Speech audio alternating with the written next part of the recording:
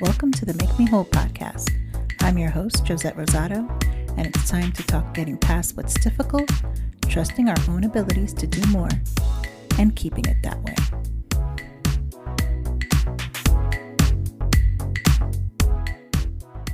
Yes, I know. I changed the song again. I'm really just trying to find the sound that I want. I'm sorry. So if you like this one, please hit me up and let me know because I can't make many more changes. What's up, everybody? Thanks for being here. Have you guys heard about this new trend going around at workplaces? It's called quiet quitting. And really, what it is setting boundaries while you're at work. I first saw it when I was watching TikTok, and for some reason, it seems to be the thing to do.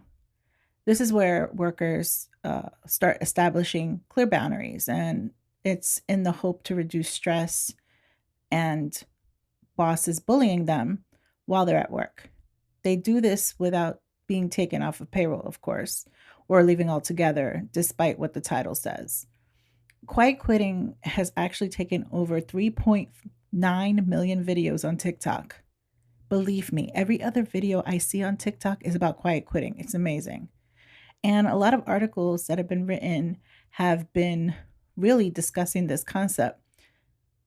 Quiet quitters are really speaking out to how they're focused on keeping a balance between what they do at work and less on that excessive work expectation, especially those that don't have anything to do with their job descriptions.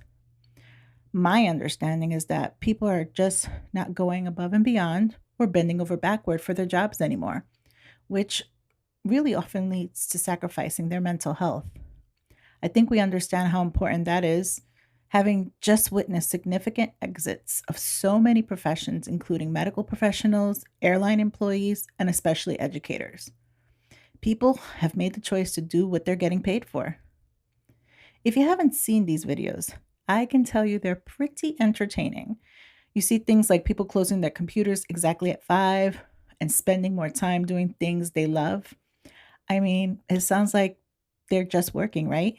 Well, yes, but quiet quitting relates more to when you're asked to do something you're not contracted to, and then having to make the decision as to whether it works for you. I think it speaks to our doing our own work and not that of two or three people, especially in the face of shortages of staff and people expected to cover them. And of course, those who would criticize quiet quitting say it's really a recipe for disaster and that doing it will hurt more than help. But really, will it? I guess I wish it also had a different name because using that word quitting seems like something else altogether. It's more like I'm taking care of myself and I'm going on an even flow, not against it. Now, you might be wondering who are the people who are doing this quiet quitting? You might think, oh, yeah, that's the younger generation doing that mess, right?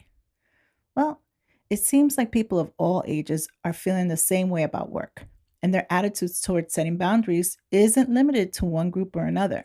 It's also no surprise that after virtual and hybrid work were introduced to the workforce, people feel like they're more engaged that way compared to those working from the office or on site. It's a different way of thinking, different way of making things work. And actually, it's proven that we're capable of making the changes. How many of you feel the same way? I wonder what employers think about this quiet quitting. It would help for them to listen to their people, wouldn't it? Just have like an honest conversation about what's working and what's not.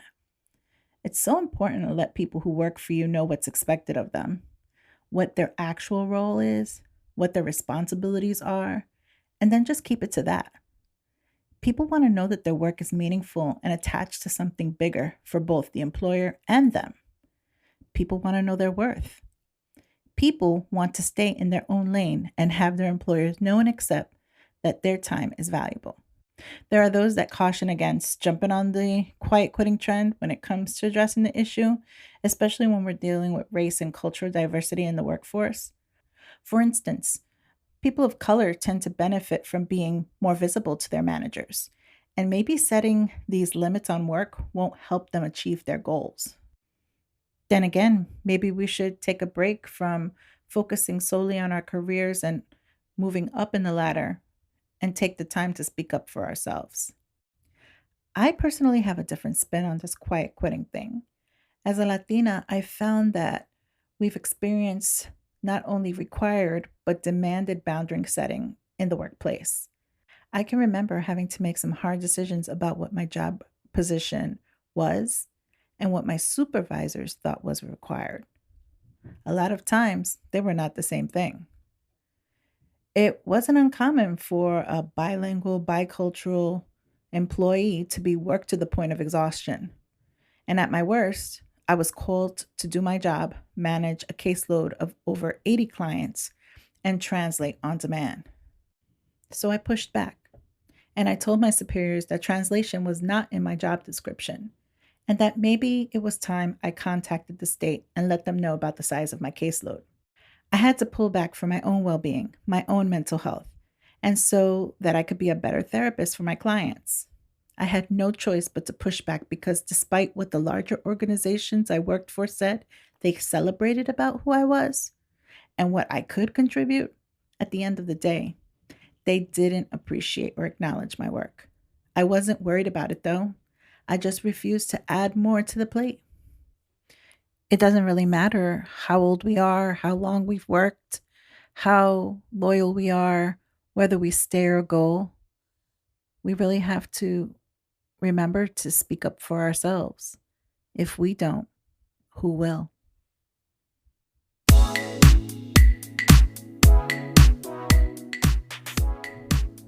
Thank you so much for listening to the episode. I'm so excited about how far we've gotten and just everything I've been able to share with you. Make sure you reach out. Email us at makemewhole@bossesofbliss.com. You can find us on Facebook and Instagram at Bosses of Bliss and on TikTok at Blissful Boss. Remember, complain less and do more. I'll see you guys next time.